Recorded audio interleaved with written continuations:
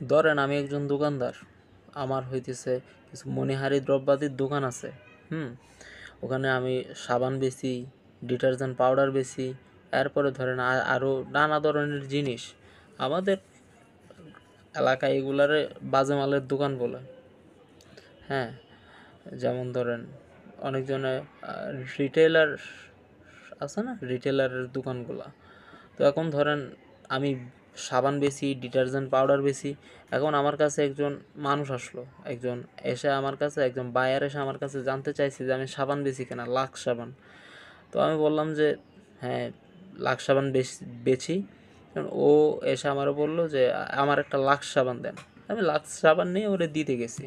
এখন ও বলতেছে আচ্ছা লাক্স সাবানটা আপনি আপনার কাছে রাখেন, আমি 10 মিনিট পরে এসে আপনার কাছ থেকে সাবানটা নিয়ে যাব।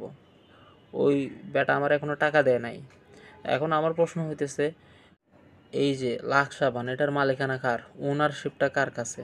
আমার কাছে, নাকি ওই বেটা যে আমার টাকা দেয় নাই, মালপত্র নিয়ে যায় নাই ওর? এখন যে বিষয়টা সেটা হইতেছে, স্বাভাবিকভাবে যদি আমরা দেখি সাবানও আমার কাছে, টাকাও পাই নাই, তাইলে এটার মালিকানা আমার, ওনারশিপটা আমার, অর্থাৎ সেলারের। কিন্তু মজার বিষয় হইতেছে এটা সেলারের ওনারশিপে নাই, এটা হইতেছে যে বায়ার আছে ওর ওনারশিপে চলে গেছে। এখন কারণ বিষয়টা হইতেছে আপনার সেলস অফ গুড।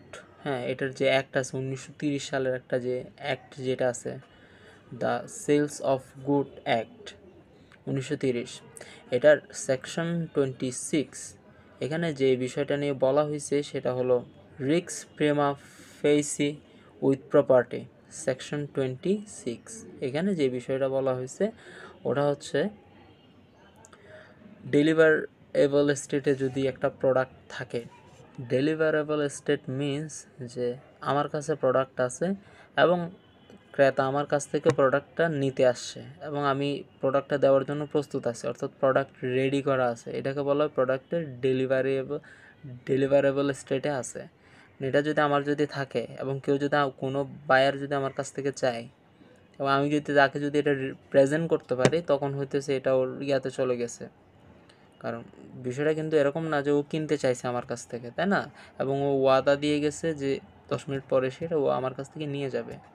তখন বিষয় যেটা সেটা হলো এটার যে ওনারশিপটা বায়ারের কাছে চলে গেছে, কিন্তু এটার যে পসেশনটা এটা আমার কাছে থেকে গেছে। হ্যাঁ, আমি এটা প্রসেস করতেছি, আমি এটা ধারণ করতেছি জাস্ট, কিন্তু এই যে প্রোডাক্টটা আলটিমেটলি ওই যে বায়ারের মালিকানায় চলে গেছে। এটাকে বলা হয় দ্য রিক্স প্রিমা ফেসি উইথ প্রপার্টি, সেকশন 26।